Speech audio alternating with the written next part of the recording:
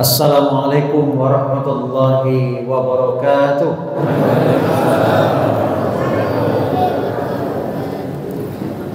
Alhamdulillahi rabbil alamin. Wassalatu wassalamu ala asyrafil anbiya'i wal mursalin wa ala alihi wa ashabihi ajma'in. Asyhadu an la ilaha illallah wahdahu la syarika lah wa asyhadu anna Muhammadan abduhu wa rasuluhu la nabiyya ba'dah. Amma ba'du. Yang saya hormati seluruh pengurus Masjid Paripurna Darul Aman beserta seluruh jajarannya. Yang saya hormati tokoh masyarakat, tokoh pemuda, tokoh agama, tokoh perempuan, adik-adik, kaum muslimin dan muslimat, orang tua kami yang tidak bisa kami sebutkan satu persatu. Semoga kita senantiasa dirahmati Allah Subhanahu wa taala. Mari kita awali dengan memuji Allah Subhanahu wa taala, mengucapkan alhamdulillahirabbil alamin atas segala limpahan rahmat dan nikmat yang telah kita terima hari ini. Siangnya kita melaksanakan syam atau puasa, dan pada malam ini kita juga berkesempatan untuk melakukan qiyam ataupun menghidupkan malam-malam Ramadan. Semoga kita senantiasa diistiqomahkan Allah untuk siam pada siangnya dan qiyam pada malamnya, sehingga kita meraih ampunan sebagaimana yang dijanjikan oleh Rasulullah. Man shoma ramadhana imanan wa ihtisaban ghufira lahu ma taqaddama min dzanbi. Siangnya itu siangnya. Kalau malamnya, man qama ramadhana imanan wa ihtisaban ghufira lahu ma taqaddama min dzanbi. Selanjutnya sholawat beserta salam. Allahumma sholli ala sayyidina Muhammad wa ala ali sayyidina Muhammad. Semoga sholawat kita di dunia ini bisa menjadi syafaat di akhirat kelak. Amin amin ya rabbal alamin. Kaum muslimin dan muslimat jamaah salat tarawih rahimakumullah, agar keberadaan kita di dalam masjid ini memiliki nilai tambah di sisi Allah, maka mari kita memasang niat i'tikaf. Sengaja aku beriktikaf di dalam masjid karena Allah. Jadi kita mendapatkan pahala tambahan Bapak Ibu sekalian. Kaum muslimin dan muslimat rahimakumullah, pada kesempatan ini kita sejenak mengikuti santapan rohani.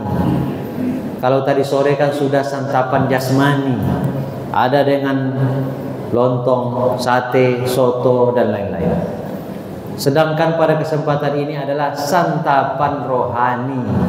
Tubuh kita ini terdiri dari dua unsur, jasmani dan rohani. Dua-duanya butuh santapan. Jangan satu saja, jangan satu aspek saja, jasmani saja. Tidak, kita ini berbeda dengan hewan. Kaum muslimin dan muslimat jamaah salat tarawih rahimakumullah, saya kebagian judul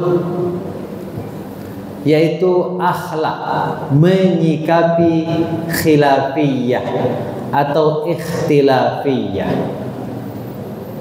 Khilafiyah atau ikhtilafiyah itu artinya adalah berbeda pendapat, berbeda pandangan.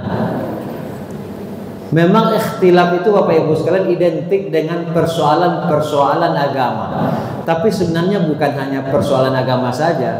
Intinya berbeda pendapat, berbeda pandangan, berbeda paradigma, itu bisa disebut dengan ikhtilaf. Ini misalnya menentukan cat masjid. Siapa yang suka warna putih? Ada sebagian. Yang warna hijau ada juga sebagian. Yang warna pink mungkin ada juga. Itu ikhtilaf tuh Bapak Ibu sekalian. Nah, gimana caranya itu mengakomodir semua warna itu dalam masjid ini? Itu saya yakin itu nanti masjid ini jadi mirip seperti playgroup karena banyak warna. Jadi Bapak Ibu sekalian, khususnya pada malam ini kita membahas tentang bagaimana menyikapi ikhtilaf dalam persoalan agama.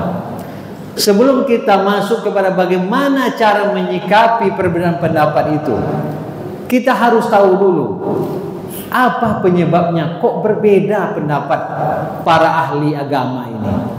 Tuhannya sama, nabinya sama, Qurannya sama, hadisnya sama. Kok bisa berbeda pendapat?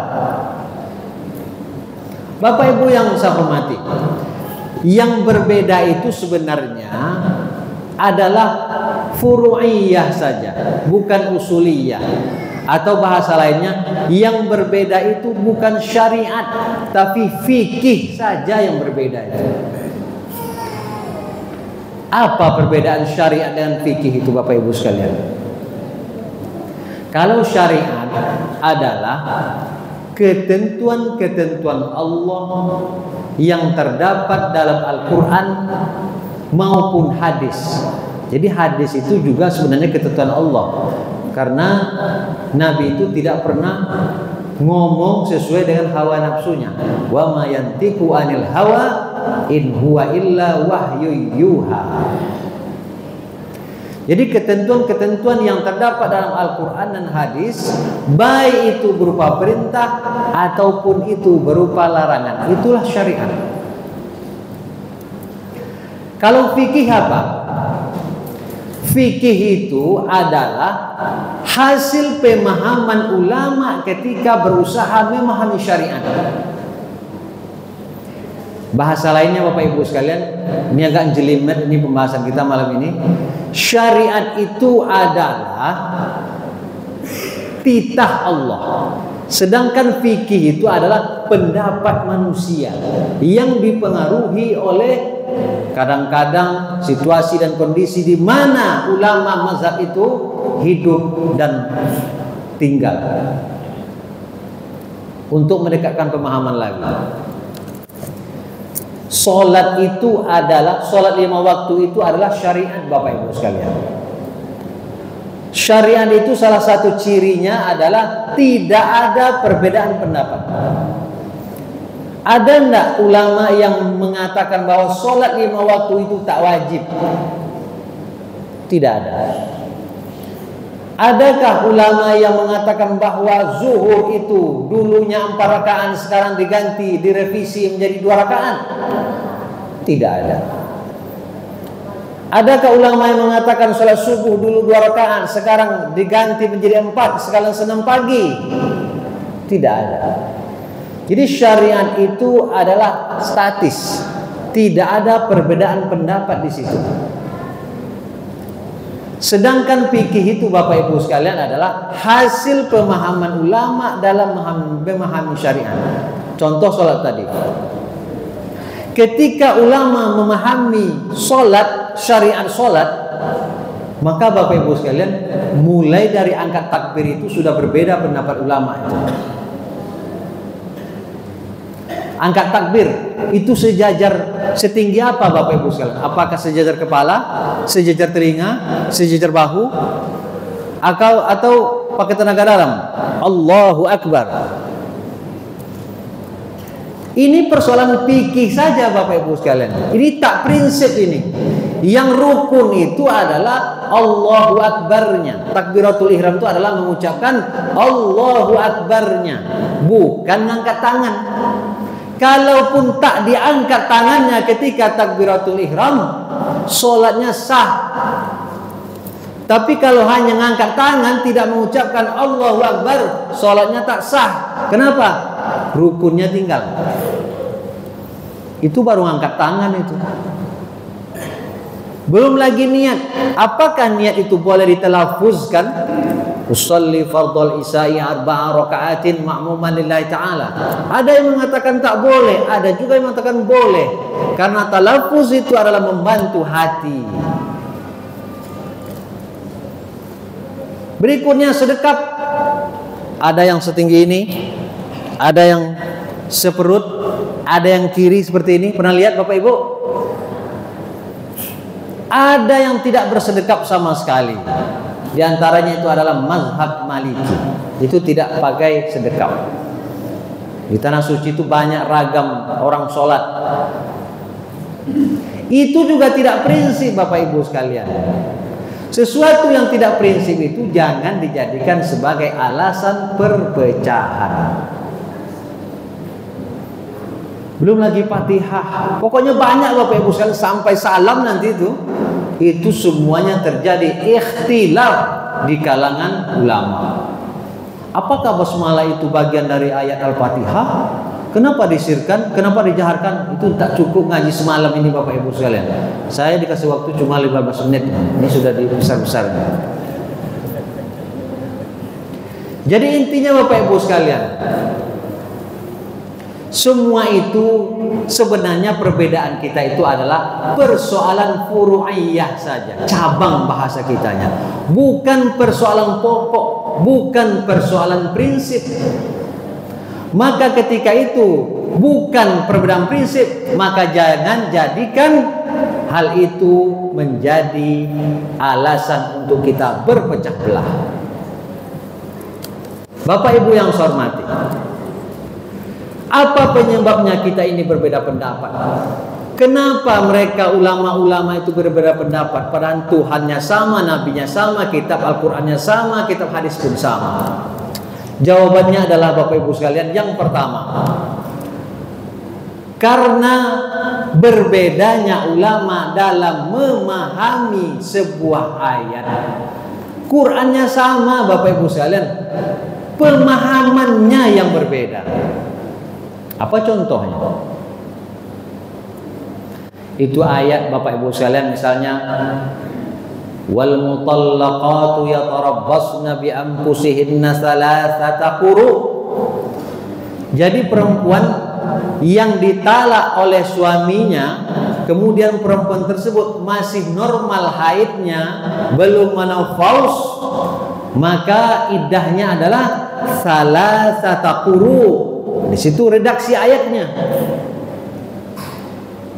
Tapi ulama berbeda pendapat Bapak Ibu sekalian. Walaupun semuanya orang Arab, paham bahasa Arab, tetapi ketika memahami kata quru saja, mereka itu berbeda. Ada yang menerjemahkan quru itu dengan haid, berarti 3 kali haid. Ada yang menerjemahkan quru itu dengan suci, berarti 3 kali suci. Apa efeknya itu memahami quru itu dengan suci ataupun haid? Bapak Ibu yang saya hormati, kalau kita terjemahkan salah satu quru itu dengan 3 kali haid, berarti yang dihitung haidnya. Kalau kita terjemahkan salah satu quru itu dengan suci, berarti yang dihitung sucinya. Ini cara menghitungnya itu Bapak Ibu sekalian. Misalnya ini, ketika suami menjatuhkan talak, istrinya itu sedang suci. Jadi menjatuhkan talak itu tak boleh sedang haid Bapak Ibu. Itu dosa. Jadi ketentuannya juga itu. Secara singkat saya sampaikan, dijatuhkan talak ketika masa suci, kemudian haid suci, haid suci, haid suci.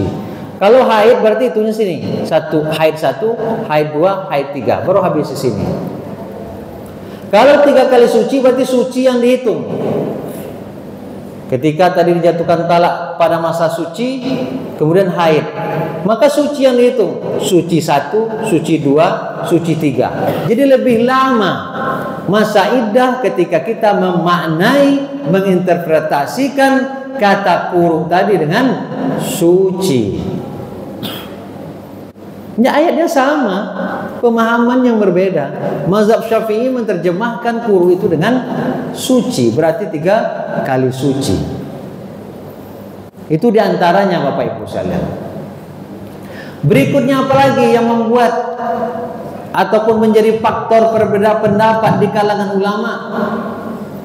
Di antaranya adalah ketika berbeda dalam qiraat atau cara baca. Jadi Qur'annya juga sama Bapak Ibu sekalian. Ini juga Qur'annya, cuma cara bacanya beda. Mungkin ada yang kita mendengar misalnya wadduha dibaca wadduhe gitu ya. Kemudian termasuk juga mat itu. Contohnya, contoh konkretnya, persoalan wudhu. Apakah seseorang itu ketika bersentuhan dengan laki-laki dan perempuan bukan mahram batal wudhunya? Jawabannya ikhtilaf ulama. Itu jawabannya, tidak ada satu pendapat fikih itu. Apa yang jadi masalahnya? Kok mereka berbeda pendapat? Jawabannya adalah karena perbedaan qiraat.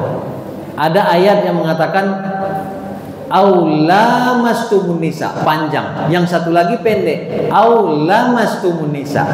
Panjang pendek itu mempengaruhi arti Bapak Ibu sekalian dalam bahasa Arab.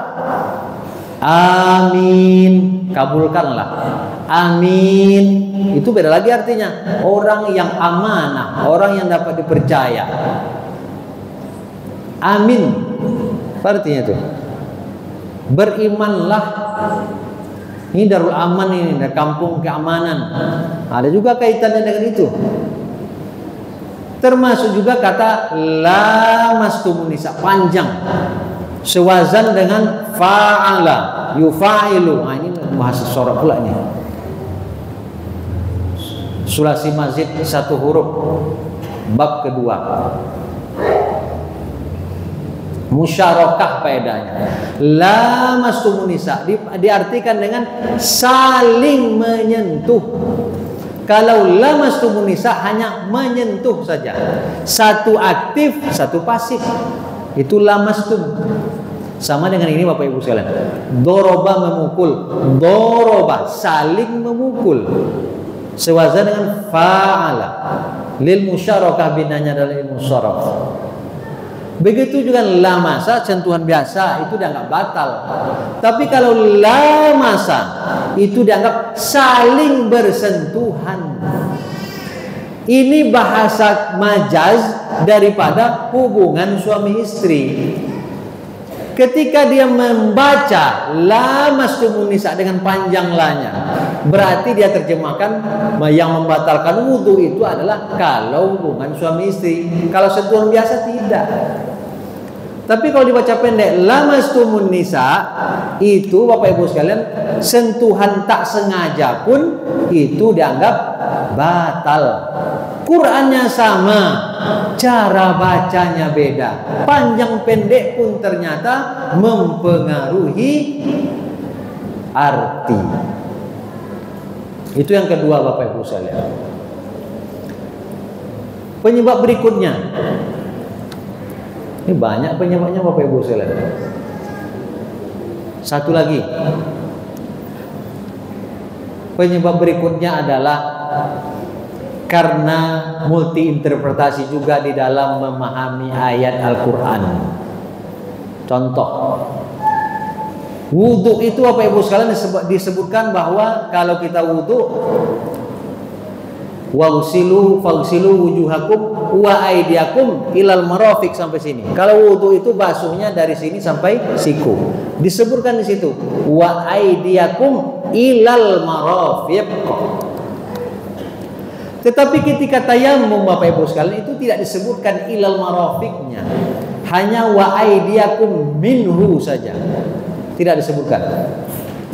Kemudian ulama juga berbeda pendapat. Ada yang tayamumnya hanya sampai di sini, ada juga yang sampai di sini. Kenapa sampai di sini? Karena tidak disebutkan ilal marafiqnya, hanya wa aydiyakum minhu saja. Sedangkan yang sampai siku mereka kiaskan dengan wudhu. Karena wudhu sampai siku, maka tayamum juga sampai siku. Dan banyak hal sebenarnya Bapak Ibu sekalian, diantaranya lagi saya sampaikan secara singkat saja. Penyebabnya juga adalah karena sosiokultural tempat masing-masing ulama mazhab itu tinggal. Misalnya, ini juga efeknya Bapak Ibu sekalian mengenai berapa masa paling lama perempuan itu haid. Ada yang mengatakan seperti dalam mazhab Syafi'i dan Hanbali itu 15 hari. Dalam mazhab Hanafi 10 hari. Dalam mazhab Maliki katanya tak terbatas. Pokoknya kalau ada masih ada darah, itu adalah darah haid. Efeknya apa? Apa pengaruhnya? Kalau dalam mazhab Hanafi 10 hari itu masih dianggap darah haid. Hari ke-11 itu tidak lagi dianggap haid. Itu berarti darah istihadah dan wajib untuk melakukan sholat termasuk juga puasa. Tetapi dalam mazhab Syafi'i dan Hanbali Kata mereka, belum itu, hari ke-11 itu masih darah haid itu, belum istihadah. Ke-16 baru dianggap sebagai darah istihadah. Kok mereka berbeda pendapat? Imam mazhab itu juga melakukan semacam penelitian di kampung masing-masing, Bapak Ibu sekalian. Mungkin mereka tuh dulu menyebarkan angket mungkin ya. Semacam angket lah kira-kira untuk bertanya kepada perempuan di kampung masing-masing.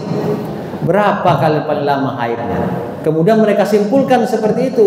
Mazhab Hanafi 10 hari 10 malam, Syafi'i dan Hanbali 15 hari 15 malam, sedangkan Maliki katanya tak terbatas. Jadi Bapak Ibu sekalian, masih banyak faktor-faktor yang lain yang membuat kita ini berbeda dalam hal fikih.